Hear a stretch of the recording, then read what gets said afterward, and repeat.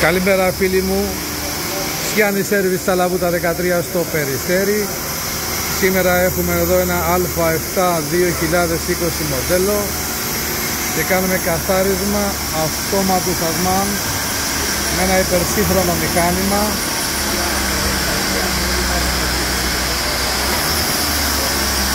Σε ποια διαδικασία βρισκόμαστε τώρα? Τώρα είμαστε στη διαδικασία που καθαρίζουμε μέσα, έχουμε ρίξει το ειδικό υγρό, το καταλυτικό, για να καθαρίσουμε μέσα όλες τις κυψέλες σασμάν. Και μετά πάμε στη διαδικασία της αλλαγής. Ωραίος. Δουλεύοντας το αυτοκίνητο, Πάντα. Δίνοντας μου οδηγίες στο μηχάνημα, κάνω ακριβώς ό,τι χρειάζεται. ο Σπύρος ο τεχνικός μας εκεί δίνει γκάζια.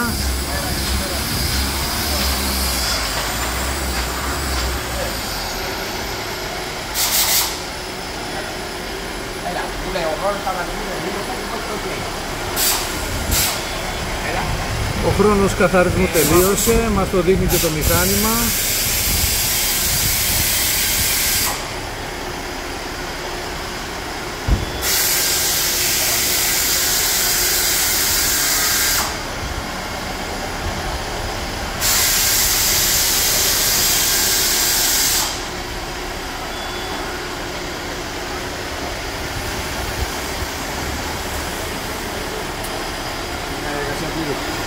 Όχι ακόμα. Ακόμα είναι πλήξη σε χέρι, βλέπεις. Θα νητσάρει. Έτσι, σωστό.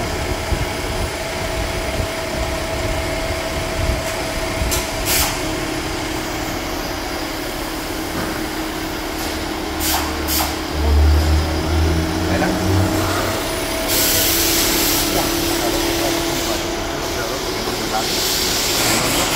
Το καινούριο και εδώ το μετακινησμένο. Δηλαδή κατεβαίνει το καινούριο, πολύ μέσα και αυτά είναι το μετακινημένο που πρέπει.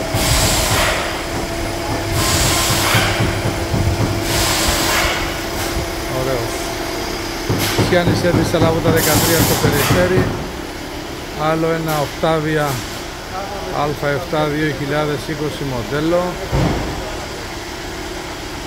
Γίνεται η πλήση στο αυτόματο σασμάν και θα έχουμε ένα τέλειο αποτέλεσμα. Γιάννη Σέρβις στα Λαβούτα 13 στο Περιστέρι, φίλοι μου.